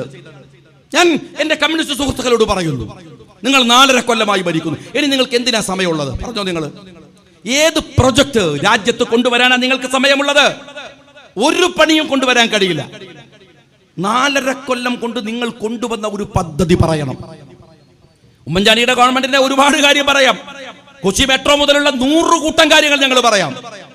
ഒരൊറ്റ പ്രൊജക്ട് 4.5 കൊല്ലത്തിനിടയിൽ കൊണ്ടുവന്നത് ഈ കിറ്റ് അല്ലാതെ. അതാണല്ലോ അപ്പൊ നിങ്ങൾ വേറെ ഒന്നും ഇല്ലാത്തോണ്ടല്ലോ കിറ്റ് പറയുന്നത്. വേറെ ഒന്നുമില്ല നിങ്ങൾക്ക് ഉറപ്പുള്ളതുകൊണ്ടല്ലേ കിറ്റ് പറയുന്നത്. എന്താണ് ഒരു ഗവൺമെന്റ് 4.5 കൊല്ലം കൊണ്ട് ചെയ്തത്? പറഞ്ഞോ. നിങ്ങൾ ഒരു പദ്ധതി പറ. ഉടനെ പറയും കേരയിൽ K-ഫോൺ. സഖാവേ, ആളെ പറ്റിക്കുന്ന പഴയ കാലം നല്ലത്. കേരളിന് കേന്ദ്ര അനുമതി ഉണ്ടോ? K-ഫോണിന് കേന്ദ്ര അനുമതി ഉണ്ടോ? ഇല്ലല്ലോ. ഞാൻ ഈ സംസാരിക്കുന്ന നിമിഷം വരെ ഇല്ല. എന്നാൽ നിങ്ങൾ വളരെ മനോഹരമായ എന്താണ് വിഷ്വൽ ഇമ്പാക്ട് ഉണ്ടാക്കിയിരിക്കുകയാണ്. ഇത് കാണിച്ചിട്ട് പറയണം കേരയിൽ എവിടെ വരും? കേന്ദ്ര അംഗീകാരമില്ലാതെ കേരയിൽ കൊണ്ടുവരാൻ നിങ്ങൾക്ക് എന്ത് അധികാരമുള്ളത്? കൊണ്ടുവരാൻ കഴിയോ?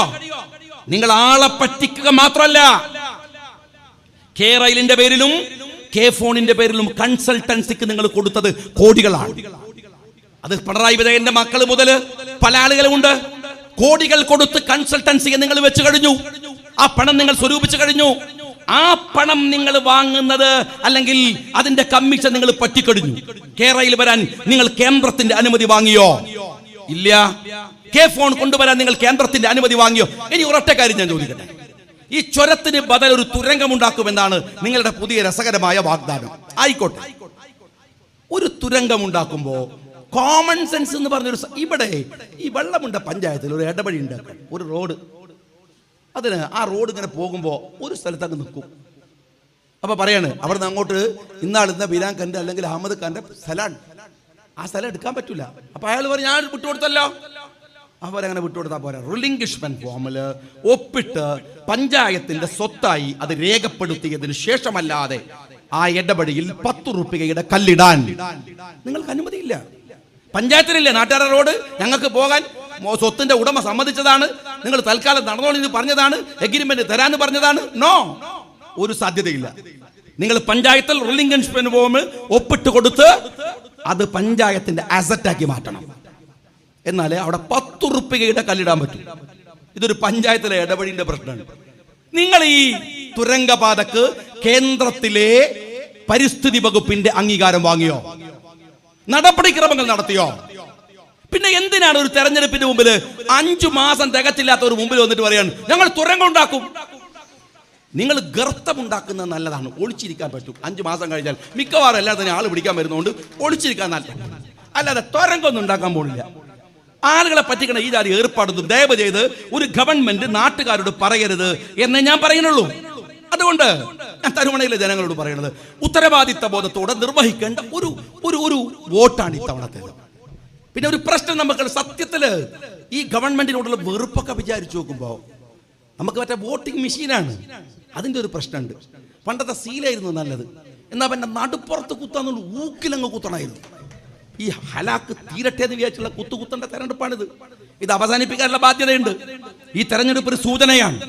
ചെയ്തു വച്ച തോന്നിവാസങ്ങൾക്ക് തരുവണക്കാരന്റെ പിൻബലമുണ്ടോ? കാട്ടിക്കൂട്ടിയ നെറികേടുകൾക്ക് തരുവണക്കാരന്റെ പിൻബലമുണ്ടോ? വെള്ളമുണ്ടക്കാരന്റെ പിൻബലമുണ്ടോ? വയനാട്ടുകാരന്റെ മലയാളികളുടെ പിൻബലമുണ്ടോ? അതിനാണ് യെസ് നോ എന്ന് പറയേണ്ടത്. മത്സരിക്കുന്ന സ്ഥാനാർത്ഥി അല്ല വിഷയം, കാണുന്ന ചിഹ്നങ്ങളുമല്ല വിഷയം. ഈ ഗവൺമെന്റിനോടുള്ള വിയോജിപ്പ് എന്താണ്? ആ വിയോജിപ്പിനെ കൃത്യമായി കേന്ദ്രം ഭരിക്കുന്ന നരേന്ദ്രമോദിയുടെ ഫാക്സിസത്തിനെതിരെ, കേരളം ഭരിക്കുന്ന പിണറായി വിജയന്റെ മനുഷ്യത്വരഹിതമായ മാക്സിസത്തിനെതിരെ, അതിനാണ് വോട്ട്. ആ വോട്ട് ശക്തമായി വിനിയോഗിക്കാനാണ് മറ്റെല്ലാ ധാരണകളെയും മാറ്റിവെച്ചുകൊണ്ട് നിങ്ങൾ ഉറപ്പിക്കേണ്ടത്. അതിനെ ചോദിക്കാൻ വന്നാൽ, അതിനെ തടയാൻ വന്നാൽ വേറെ ഏതെങ്കിലും തരത്തിലുള്ള വർത്തമാനങ്ങൾ പറഞ്ഞല്ല തെരഞ്ഞെടുപ്പ് രാഷ്ട്രീയത്തെ നിങ്ങൾ സമീപിക്കേണ്ടത്. അതല്ല ഉത്തരവെന്ന് പറയുന്നത്. ഞങ്ങൾ ചോദിക്കുന്ന ചോദ്യങ്ങൾക്ക് മറുപടി ഉണ്ടോ? ഞാൻ നിയമസഭയിൽ പറഞ്ഞ കാര്യങ്ങളുണ്ട്. ഞാൻ പറഞ്ഞു രക്തബന്ധു. നിങ്ങൾക്ക് വേദനയുണ്ടാക്കിയ രണ്ടാമത്തെ പ്രയോഗം രക്തബന്ധു എന്ന് ഞാൻ പറഞ്ഞു എന്നാണ്. ഞാൻ ചോദിക്കട്ടെ, ഞാൻ പറഞ്ഞു, ഞാൻ അതിൽ ഉറച്ചു നിൽക്കുന്നു. ഇപ്പോൾ നിങ്ങളെ വേട്ടയാടുന്നത് എന്താണ്? രക്തബന്ധുക്കൾ തകർത്ത ഒരു ഗവൺമെന്റ് ആയിരിക്കും സഖാബ് പിണറായി വിജയന്റെ ഗവൺമെന്റ്. ഞാൻ ഈ നാട്ടിലെ സഖാക്കളോട് അധികം ഒന്നും ഫോട്ടോ വെക്കണ്ട. എന്താ കാര്യം അറിയങ്ങള്? ഈ പഞ്ചായത്ത് തെരഞ്ഞെടുപ്പ് കഴിഞ്ഞാൽ കേരളത്തിന്റെ മുഖ്യമന്ത്രി പദത്തിൽ പിണറായി വിജയൻ ഉണ്ടാവില്ല എന്ന് ഞാൻ നിങ്ങളെ സാക്ഷി നിർത്തി പറയാണ്. ഭരണമൊന്നും പോവില്ല. പിണറായിക്ക് ആ സമയത്ത് വേറെ ചില ബുദ്ധിമുട്ടുകളൊക്കെ ഉള്ളതുകൊണ്ട് അദ്ദേഹം മാറി നിൽക്കും. ചാർജ് വേറെ ആളെ ഏറ്റെടുക്കും. 4-5 മാസമല്ലേ ഉള്ളൂ, ചാർജ് ചെയ്യാനുള്ള സമയമുള്ളൂ. ചാർജ് ചെയ്യാൻ മതി, വിട്ടുകൊടുക്കണ്ട. അപ്പൊ ആരാണ് ഈ ചാർജ്? അപ്പം പിണറായിയുടെ അരുമ ശിഷ്യനായിട്ടുള്ള EP ജയരാജൻ ആവണമെന്നാണ് അദ്ദേഹത്തിന്റെ ആഗ്രഹം. കേന്ദ്ര CPM നേതൃത്വത്തോട്. കാരണം സീതാറാം യെച്ചൂരി ഒരു കൊള്ളാവുന്ന ഒരു CPM നേതാവാണ്. പിണറായി എന്നാൽ പ്രകാശ് കാരാട്ടിനെ പോലെ ഒരു പിണറായി സഖ്യക്കാരനല്ല. മാന്യൻ, കൊള്ളാവുന്നവൻ. കോൺഗ്രസ് പോലും രാജ്യസഭയിലേക്ക് വരണമെന്ന് ആഗ്രഹിച്ച ആള്. പക്ഷെ CPM-ന് ആഗ്രഹമില്ലാത്തതുകൊണ്ട് ഒരു സമ്മതിച്ചില്ല. ഏതായാലും അദ്ദേഹം ഈ അരുതായികക്കെതിരെ നിൽക്കുകയാണ്. പിണറായിയോട് പറഞ്ഞു മുഖ്യമന്ത്രി പദം മാറണം. ഉടനെ അദ്ദേഹം പറഞ്ഞു EP ജയരാജൻ മുഖ്യമന്ത്രി പദത്തിലേക്ക് ചാർജ് വരട്ടെ. ഉടനെ കൊടിയേരി വന്നു. കൊടിയേരി വന്നിട്ട് എന്താ ചെയ്ത കാര്യങ്ങള്? ഒറ്റ വീശാണ്. EP ജയരാജന്റെ മഹാരാഷ്ട്രയിലെ ഭൂമി ഇടപാട് കൃത്യമായ ഡാറ്റ ചോർത്തി കൊടുത്തു പത്രക്കാർക്കും നാട്ടുകാർക്കും. അതോടുകൂടി EP ജയരാജൻ മുഖ്യമന്ത്രി പദത്തിലേക്ക് പോകാമെന്ന സാധ്യത മങ്ങി.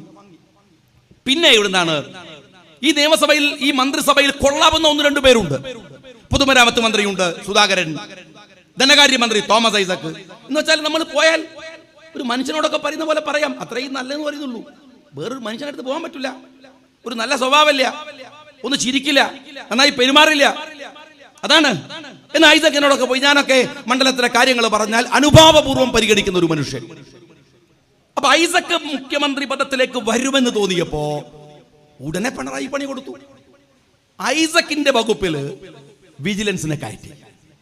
ഞാൻ തരുപടയിലെ സാമാന്യ ബോധമുള്ള സഖാക്കളോട് ചോദിക്കട്ടെ, ഈ അവസാന തെരഞ്ഞെടുപ്പ് ഘട്ടത്തില് ഒരു മന്ത്രിയുടെ വകുപ്പിലേക്ക് മുഖ്യമന്ത്രിയുടെ കീഴിൽ മാത്രമുള്ള വിജിലൻസ്, കേന്ദ്രമൊന്നുമല്ല, ED ഒന്നുമല്ല, മുഖ്യമന്ത്രി പിണറായി വിജയൻ വിളിച്ചു പറഞ്ഞാൽ മാത്രം ചലിക്കുന്ന വിജിലൻസ്. എന്തിനാണ് ഈ ഫിനാൻസ് ഡിപ്പാർട്ട്മെന്റിന്റെ വകുപ്പിനകത്ത് കയറിയത്? ഐസക്കിനെ അപകീർത്തിപ്പെടുത്താൻ, അല്ലെങ്കിൽ ഐസക്കിനെ മോശക്കാരനാക്കാൻ, അല്ലെങ്കിൽ കാരണം ഐസക്ക് കേരളത്തിൽ രണ്ടാമനായി വരുമോ എന്ന ഭയമാണ്. എന്ന് വെച്ചാൽ CPM-കാരാ, നിങ്ങളോട് പറയാൻ നിങ്ങളുടെ നേതൃത്വം മടിക്കുന്ന ഒരു കാര്യമുണ്ട്. അത് തെരഞ്ഞെടുപ്പ് കഴിഞ്ഞാൽ പറയും.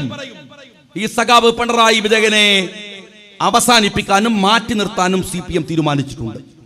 അഹങ്കാരികളുടെയും ധിക്കാരികളുടെയും കാലം മാറാൻ. ട്രംപ് പോയി, പിണറായി പോവാൻ അടുത്ത വണ്ടിക്ക് കാത്തിരിക്കുകയാണ്. മോദിനെയും കൂടി പറഞ്ഞാൽ അത്യാവശ്യം ലോകം രക്ഷപ്പെട്ടു വരാനുള്ള സാധ്യത ഏറെക്കുറെ ഉണ്ട് എന്ന് ഞാൻ ആദ്യം പറഞ്ഞത് ഞാൻ അവസാനം കൂടെ പറയാണ്. അതുകൊണ്ട് തീരുകയാണ്, അവസാനിക്കുകയാണ്. നിശ്ചയദാർഢ്യത്തോടെ ഈ തെരഞ്ഞെടുപ്പിനെ നേരിടുക. ഇവരുടെ പകപോക്കലിൽ രാഷ്ട്രീയത്തെ മുഴുവൻ നിരാകരിക്കുക. ശക്തമായ നിലപാടുകളെ കൊണ്ട് ഈ തെരഞ്ഞെടുപ്പിനെ ജാജ്വല്യമാക്കാൻ കഴിയുന്ന ഒരു മുന്നേറ്റത്തിനാണ് നിങ്ങൾ നേതൃത്വം കൊടുക്കേണ്ടത്.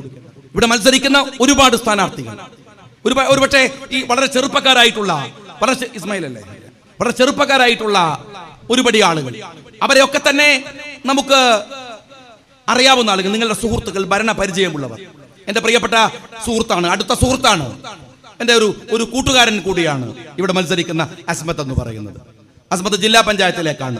ജില്ലാ പഞ്ചായത്തിന്റെ വൈസ് പ്രസിഡന്റ് സാരഥ്യം വഹിച്ച് മികവ് തെളിയിച്ച അസ്മത്ത് ഇനി വെള്ളമുണ്ടയിൽ നിന്നാണ് ജില്ലാ പഞ്ചായത്തിനെ നയിക്കാൻ പോകുന്നത്.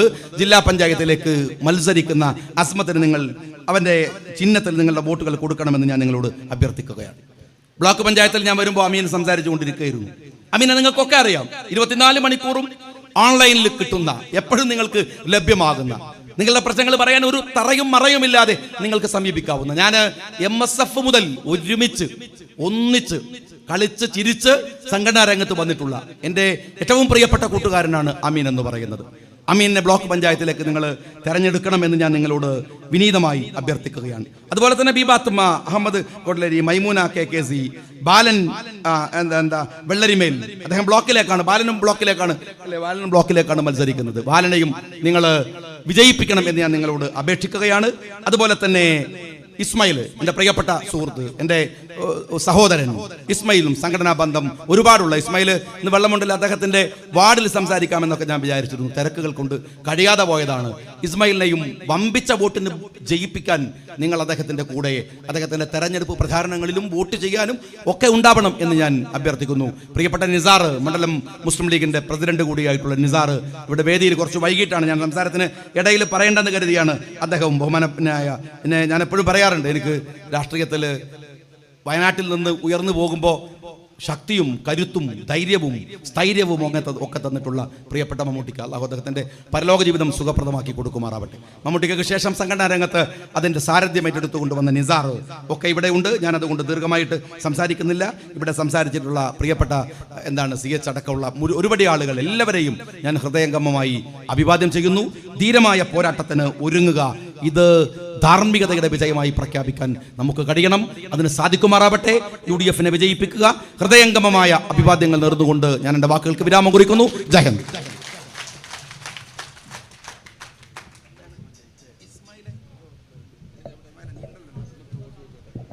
അസ്മത്ത് വോട്ട് ചെയ്യിക്കാം.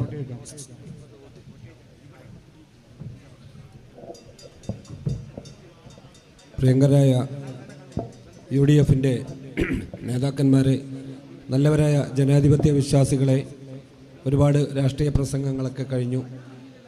ഈ തെരഞ്ഞെടുപ്പിൽ ജില്ലാ പഞ്ചായത്തിലേക്ക് മത്സരിക്കുന്ന എനിക്കും ബ്ലോക്കിലേക്ക് മത്സരിക്കുന്ന പ്രിയപ്പെട്ട സുഹൃത്ത് അമീൻ, ഇസ്മായിൽ, അഹമ്മദ്, ബ്ലോക്കിലേക്ക് മത്സരിക്കുന്ന ബാലൻ, എല്ലാവരെയും നല്ല ഭൂരിപക്ഷത്തോടു കൂടി വിജയിപ്പിക്കണമെന്ന് മാത്രമേ വൈകിയ വേളയിൽ അഭ്യർത്ഥിക്കുന്നുള്ളൂ.